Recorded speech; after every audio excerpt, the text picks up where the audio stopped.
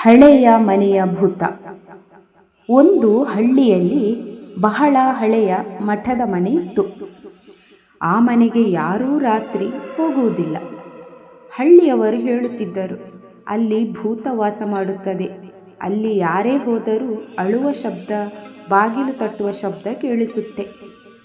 ಒಂದು ದಿನ ಧೈರ್ಯಶಾಲಿ ಹುಡುಗನಾದ ಶಂಕರ ಆ ಕಥೆ ನಿಜವೋ ಸುಳ್ಳೋ ಪರೀಕ್ಷಿಸಲು ರಾತ್ರಿ ಅಲ್ಲಿ ನಿದ್ರೆ ಮಾಡುವುದಕ್ಕೆ ನಿರ್ಧರಿಸಿದ. ಮಧ್ಯರಾತ್ರಿ ಆಗುತ್ತಾ ಹೋದಂತೆ ಬಾಗಿಲು ತಟ್ಟಿದ ಶಬ್ದ, ಕಿಟಕಿಯಿಂದ ಹಸಿರು ಬೆಳಕು, ಗಾಳಿಯಲ್ಲಿ ಅಳುವ ಶಬ್ದ ಕೇಳಿಸಿತ್ತು. ಶಂಕರನು ಹೆದರಿದರೂ ಮನಸ್ಸನ್ನು ಕಟ್ಟಿ ಕುಳಿತ.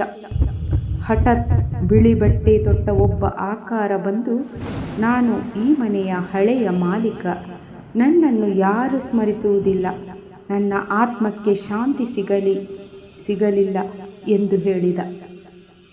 ಶಂಕರನು ಆ ಆತ್ಮಕ್ಕೆ ಪ್ರಾರ್ಥನೆ ಮಾಡಿಸಿ ಹಳ್ಳಿಯವರ ಜೊತೆ ಸೇರಿ ಪಿಂಡದಾನ ಪೂಜೆ ಮಾಡಿಸಿದರು.